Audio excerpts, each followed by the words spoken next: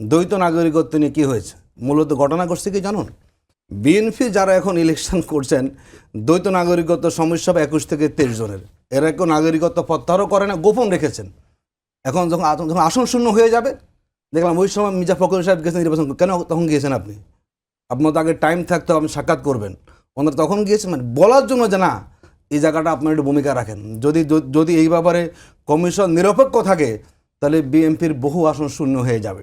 যা ওনারা গিয়ে প্রভাবিত করেছেন যে দ্বৈত নাগরিকত্ব নিয়ে, তো আমরা তো গ্যাপ করে ফেলছি, আমাদের প্রার্থীরা তো ডুয়াল সিটিজেনশিপ এখনও আছে, এটাকে আপনি একটু রুখে দেন। আমরা তো মনে করি যে ইলেকশনের পরিবেশটাকে একমুখী একদল কেন্দ্রিক করার জন্য বলছেন তারা সেখানে ভূমিকা পালন করছে। আতিক ভাই আপনি বলি, সেটা হচ্ছে আপনারা বলছেন যে বিএনপি এক প্রকার নির্বাচন কমিশন বা সরকারকে দখলই রেখেছে বা তাদের নিয়ন্ত্রণে আছে, তাহলে তারা আবার প্রভাব খাটাতে যাবে কেন? মানে ওখানে কেন তারা বলতে যাবে? তারা তো সেটা তো আগেই বলে রাখতে পারে যে এটা আমার এইভাবে দিবেন, প্রভাব সৃষ্টি করা যাতে করে মানে কোনোভাবে তাদের গ্যাপ না হয় কথার সাথে।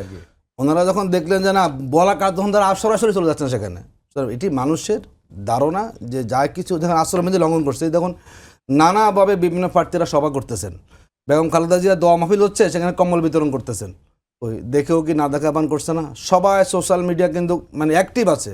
ওনারা কয়জনকে দেখেছেন যে কারা ক্যাম্পিংগুলো করতেছে? ওই যে মানুষ উদ্বুদ্ধ করা যে আপনি আসেন এখানে, সেবা করতেছেন আপনি এখন এখানে, এটি তো আশ্রমবিধি কিছুটা লঙ্ঘন আমাদের, কিন্তু আপনি সেখানে দেখে না দেখার অভিনয় করতেছেন। তার মানে হচ্ছে অন্যরা করলে আপনার বহু অপরাধ, আর বিএনপি করলে 7 খুন মাপ। এই প্রবণতা আমরা এই কমিশনের কাছ থেকে খেয়াল করি। আবার তারা উল্টো গিয়ে এখন কমিশনকে তারা কি করছেন, গিয়ে আবার মব সৃষ্টি করতেছেন যে আমরা দাবি মানতে হবে। এগুলো জনগণকে ভিন্ন দিকে ডাইভার্ট করে একটা মানসিকতা মনে করি।